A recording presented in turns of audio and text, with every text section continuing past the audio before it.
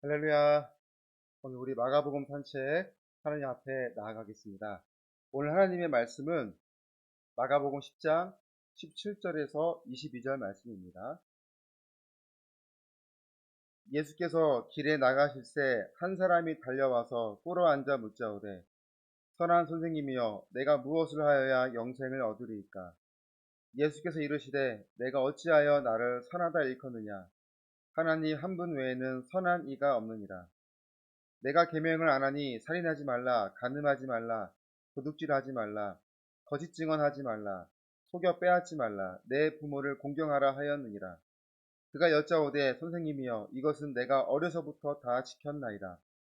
예수께서 그를 보시고 사랑하사 이르시되 내게 아직도 한 가지 부족한 것이 있으니 가서 내게 있는 것을 다 팔아 가난한 자들에게 주라. 그리하면 하늘에서 보화가 내게 있으리라. 그리고 와서 나를 따르라 하시니 그 사람은 재물이 많은 고로 이 말씀으로 인하여 슬픈 기색을 띠고 근심하며 가니라. 아멘.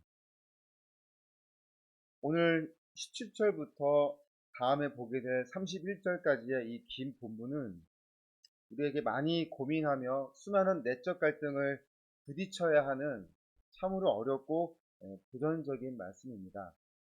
저도 한 3년 전에 이 말씀을 가지고 제 동기와 함께 심도 있게 토론을 했던 그런 시간이 있었습니다. 기독교의 물질관, 부와 교회, 아파트 두 채를 가지고 있으면서도 부동산에 불만을 가지고 있는 교인들, 초대교회의 물질관이 초대교회의 교부들에 의하여 어떻게 변질되었는가 그런 것을 성찰하는 이런 다양한 시간들을 위하여 많은 논문과 자료들을 이렇게 살펴보면서 이렇게 열띤 토론을 펼쳤던 기억이 있습니다. 오늘 그것을 나누지는 않지만 정말 중요한 주제인 것은 분명합니다. 여러분들의 산책길 가운데 하나님이 주시는 말씀의 깊이가 있는 시간이 되기를 바랍니다. 오늘 본문에 나오는 이 부자 청년에 대한 이야기는 공간 복음서 모두에게 기록되어져 있습니다. 특별히 누가복음에서는 유일하게 삭개오에 대한 이야기가 나오고 있는데요. 이 누가복음에서는 의도적으로 부자 청년에 대한 이야기가 나온 후에 바로 삭개오의 이야기가 나오고 있습니다. 결론적으로 부자 청년은 천국에 들어가지 못했고 삭개오는 천국에 들어가게 되었습니다. 그렇다면 왜 이 둘은 정반대의 결과를 얻게 되었을까요? 부자 청년과 이 삭개오에 대한 이야기를 우리가 비교하면서 오늘 말씀을 살펴보고자 합니다. 이 두 사람에게는 공통점이 몇 가지가 있어요. 첫 번째로는 부자라는 공통점입니다. 마가복음 10장 22절을 보면 그 사람은 재물이 많은 고로라고 하였고, 누가복음 19장 2절을 보면 삭개오라 이름하는 자가 있으니 세리장이요 또한 부자라라고 하였습니다. 두 번째는 예수님께 나오는 행동이 같았습니다. 마가복음 10장 17절에 예수께서 길에 나가실새 한 사람이 달려와서 꿇어 앉아. 누가복음 19장 4절을 보면 앞으로 달려가서 보기 위하여. 두 사람 모두 예수님을 만나기 위해 달려왔다는 공통점이 있습니다. 달려왔다는 의미는 그들 마음 가운데 있는 간절함, 진지함의 모습이 있었다는 것을 우리가 알게 됩니다. 세 번째는 뭐냐면 예수님이 대하시는 행동이 같았습니다. 마가복음 10장 21절을 보면 예수께서 그를 보시고 사랑하사. 누가복음 19장 5절을 보면 예수께서 그곳에 이르사 쳐다보시고. 예수님은 그들의 행동의 반응을 똑같이 보이셨다는 공통점이 있습니다. 그럼에도 불구하고 왜 이 둘은 전혀 다른 결과를 맞이하게 된 것일까요? 이 두 사람의 차이점이 있습니다. 먼저 삭개오에 대해서 살펴보면 삭개오는 자신이 죄인인 것을 알고 있었습니다. 우선 그의 직업 자체가 죄를 짓는 직업이었습니다. 세리라는 직업은 같은 민족의 돈을 착취해서 로마에 갖다 바치는 직업이었습니다. 로마에는 일정 금액만 보내면 되었기 때문에 자신이 많이 착취하면 착취할수록 그는 중간에서 많은 돈을 벌 수 있게 되는 그런 직업이었어요. 그러니까 사개오는 세리장이라고 했으니까 그 세리의 장이라고 했으니 그가 할 수 있는 방법은 더 많았다는 것을 우리가 알 수 있습니다. 그런데 사개오가 왜 자신이 죄인임을 알았냐면 사람들이 자신을 향하여 손가락질했기 때문에 알고 있어요. 돈은 많이 벌었을런지는 모르지만 같은 민족의 돈을 착취하는 세리의 직업은 사람들로 하여금 비판과 비난의 대상이었으며 멸시의 대상이었습니다.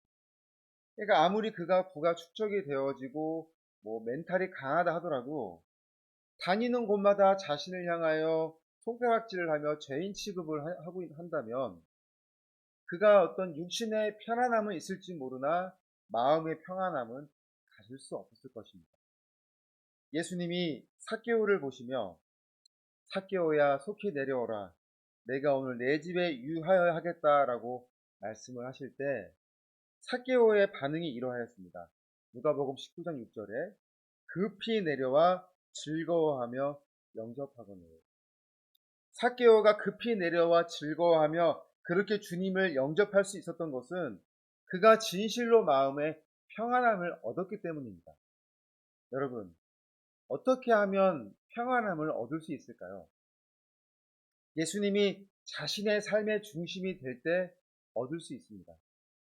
예수님 때문에 모든 것을 포기할 수 있는 마음이 될 때 얻을 수 있습니다. 자신이 소유하고 있는 것에 더 이상 유혹을 받지 않고 주님께 드릴 수 있을 때 얻을 수 있습니다. 무엇보다도 가장 중요한 것은 자신이 죄인임을 깨달을 때 모든 것이 죄로부터 시작되었음을 알고 그 어떤 것으로도 이 죄 문제를 해결할 수 없음을 인정하고 오직 주님만이 이 죄로부터 해방시켜 주심을 믿게 될 때 바로 그때 비로소 진정한 평안을 얻을 수 있는 거죠. 삭개오는 그 평안함을 얻게 된 것입니다.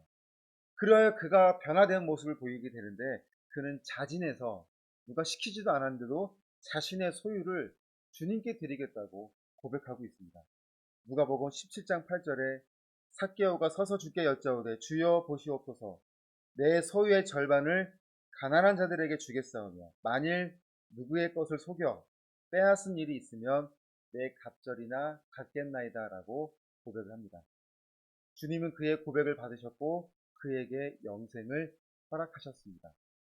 그러니까 삭개오가 재물을 바치니까 그 재물로 인해 예수님이 영생을 주셨다는 그런 잘못된 생각을 해서는 안 돼요. 주님이 받으신 것은 그의 마음의 중심이었습니다. 만일 삭개오가 재물이 아닌 그가 가장 소중하게 여기는 그 어떤 것을 주님께 드린다고 하였어도 주님은 그 믿음을 받으셨을 것입니다.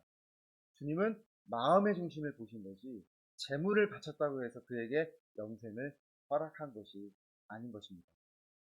부자 청년을 한번 살펴볼까요? 부자 청년은 모든 것을 가지고 있는 완벽한 사람이었어요. 그의 직업을 누가복음에서는 어떤 관리라고 했습니다. 그러니 사회적으로도 성공하고 부와 명예를 가지고 있는 청년이었습니다. 또한 그는 본인도 말하기를 5에서 10의 계명까지 어릴 때부터 철저하게 지키는 도덕적으로도 완벽한 사람이었습니다. 예수님도 그런 그의 열정을 인정하셨어요. 오늘 본문 21절을 보면 예수께서 그를 보시고 사랑하사라고 했죠. 이 사랑하사라는 의미는 뭐냐면 예수님이 그 청년을 보시고 꼭 안아주셨다는 의미입니다. 주님이 그를 이렇게 안아주시고 등을 토닥여 주셨다는 표현이 사랑하사라는 의미가 있는 것입니다. 그런 청년이 예수님께 간절하게 나와서 영생을 어떻게 얻을 수 있는지를 묻고 있는 것입니다. 이것은 그의 믿음의 겸손함의 표현이 아니고 그의 믿음 없음을 표현하고 있는 것이죠. 그는 누구보다도 도덕적인 삶을 살았습니다. 그는 누구보다도 자신의 삶을 주도적으로 열정적으로 살고 있습니다. 그가 누린 많은 재물은 그가 살아온 삶에 합당한 성취물의 보상이었습니다. 그런 그에게 주님은 아직도 한 가지가 부족하다고 말씀하셨습니다. 이 한 가지를 채우면 영생을 얻을 수 있다고 말씀하셨습니다. 그러나 그는 슬픈 기색을 띠고 근심하며 돌아가게 되었습니다. 그에게 없는 한 가지는 바로 하나님이 중심이 아니었습니다.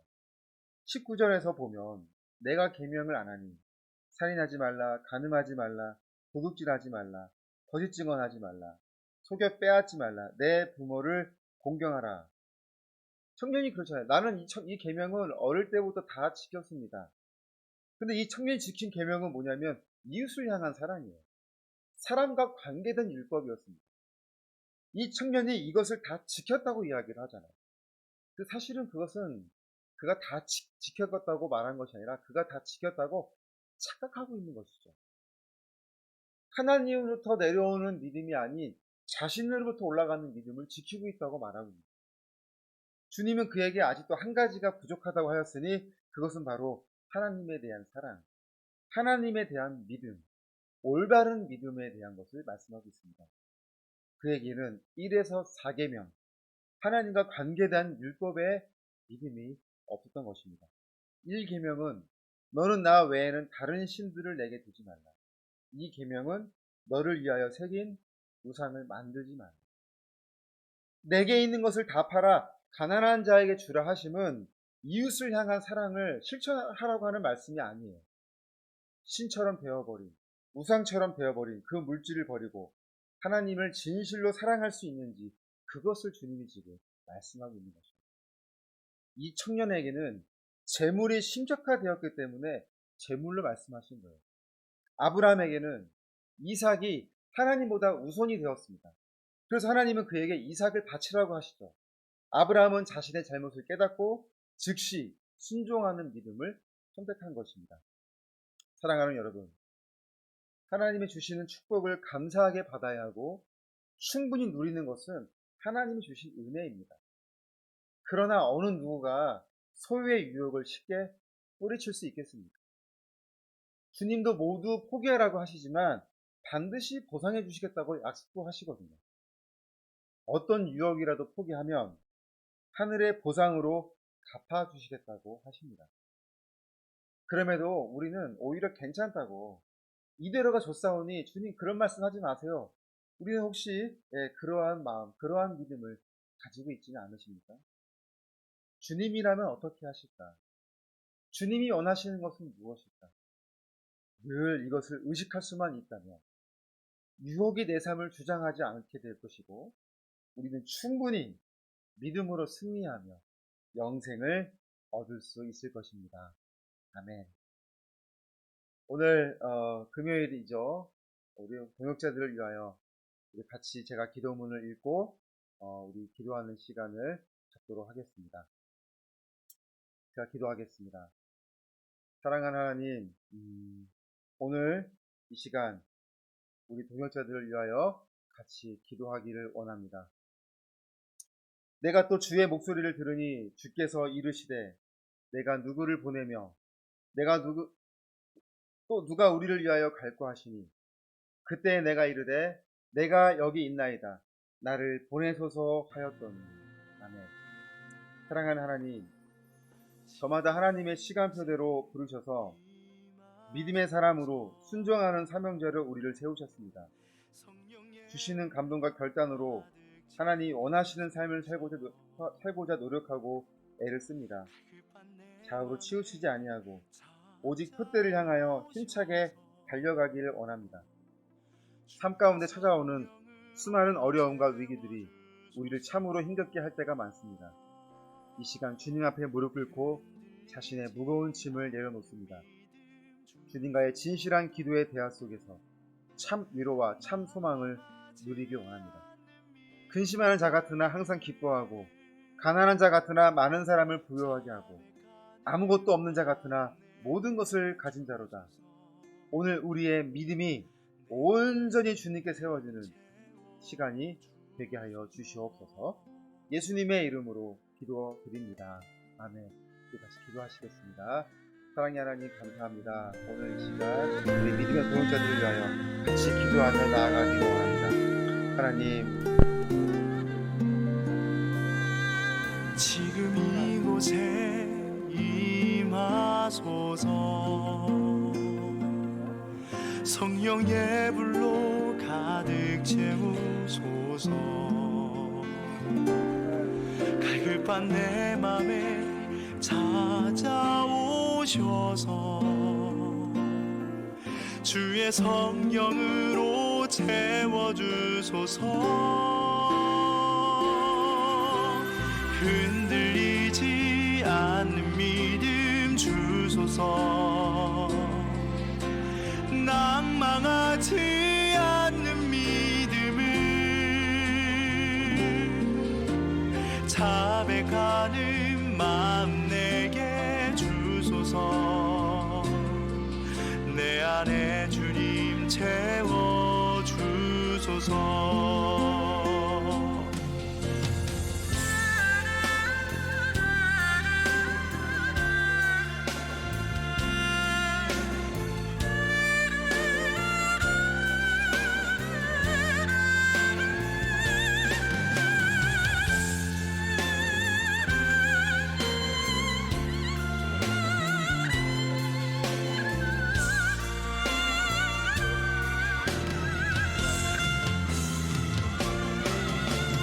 흔들리지 않는 믿음 주소서.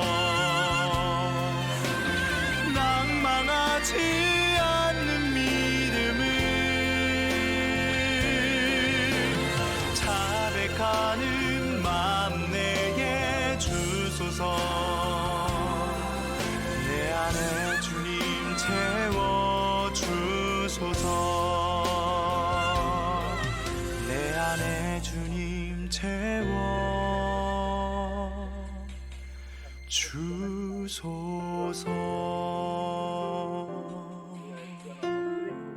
아버지, 끝까지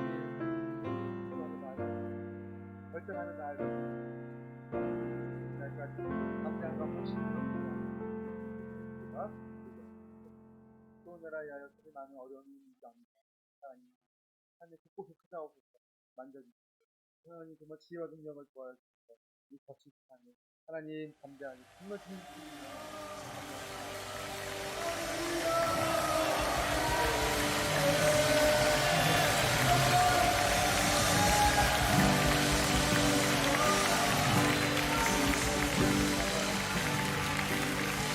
주의 영광 이곳에 가득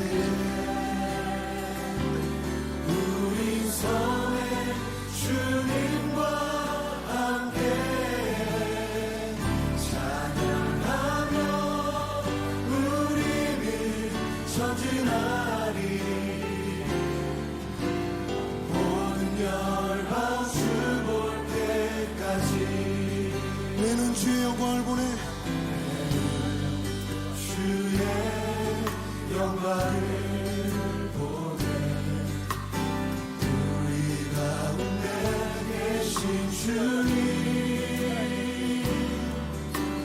그 빛난 영광 고난을 얻고 그 찬송 온당과. 아멘.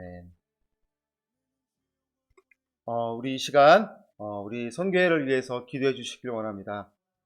하반기에 계획되어져 있는 모든 사역들을 하나님 믿음 안에서 씩씩하게 담대하게 나아갈 수 있게 해달라고, 하나님이 사랑하시는 우리 선교회 눈동자와 같이 보호해주시는 가운데 힘차게 감당하며 나아갈 수 있게 해달라고, 여러가지 상황으로 어려운 가운데 있다 할지라도 우리 하나님을 바라보고 나아갑니다. 하나님 선교회의 은혜를 도와주시고 믿음의 크신 은총으로 함께하여 주셔서 우리의 힘으로 감당하며 나아가는 것이 아닌 능력이 하나님, 선교회의 주인이신 하나님을 바라보고 나아가게 하여 주시옵소서. 우리 시간 같이 합심하여 기도해 주시겠습니다. 사랑의 하나님 감사합니다. 오늘 지금까지 지켜주신 하나님을 바라보고 하나님의 능력을 구하며 나아가는 자리가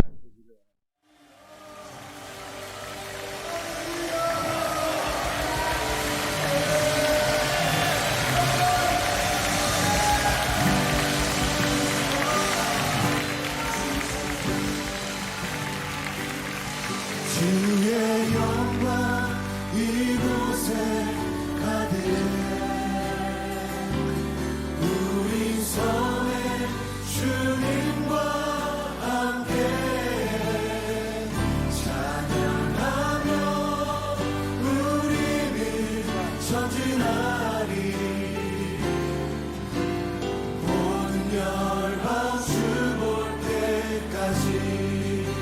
내는 주의 영광을 보내 주의 영광을 보내 우리 가운데 계신 주님 그 빛난 영광 온 하늘 덮고 그 찬송 온 땅 선포하며 내는 주의 영광을 보내 우리 선교의 사역이 되게 하여 주시옵소서. 예수님의 이름으로 기도드립니다. 네. 사랑하는 하나님, 오늘도 우리에게 이렇게 기도할 수 있고 또 마음을 나눌 수 있는 시간을 허락하시니 참으로 감사를 드립니다. 한 주일의 마무리를 하는 시간입니다. 정말로 무덥고 여름 정말 지치는 이 날씨를 우리가 보내고 있지만 그럼에도 하나님의 시간은 또 다시 한번 지나가고 있음을 경험하게 됩니다. 어쨌든 우리의 인생은 앞을 향해 나아갈 수밖에 없는 인생입니다. 그 과정 가운데 힘차게 담대하게 나아갈 수 있도록 더욱더 하나님을 붙드는 믿음이 되게 해주시고 기도하는 모든 과정 가운데 하나님 포기하지 않고 하나님이 들어주시는 그날까지 담대하게 기도하며 나아가는 우리 동역자들의 믿음도 되게 하여 주시옵소서. 선교회를 사랑하시는 하나님, 하반기에 되어지는 모든 과정도 하나님께 맡깁니다. 하나님이 함께 해주실 줄 믿습니다. 담대하게 나아가게 하여 주시옵소서. 모든 것을 맡기며 이 모든 말씀 예수님의 이름으로 기도드립니다. 아멘. 우리 하나님께 감사 영광의 박수로 예배를 마치겠습니다. 할렐루야. 수고하셨습니다.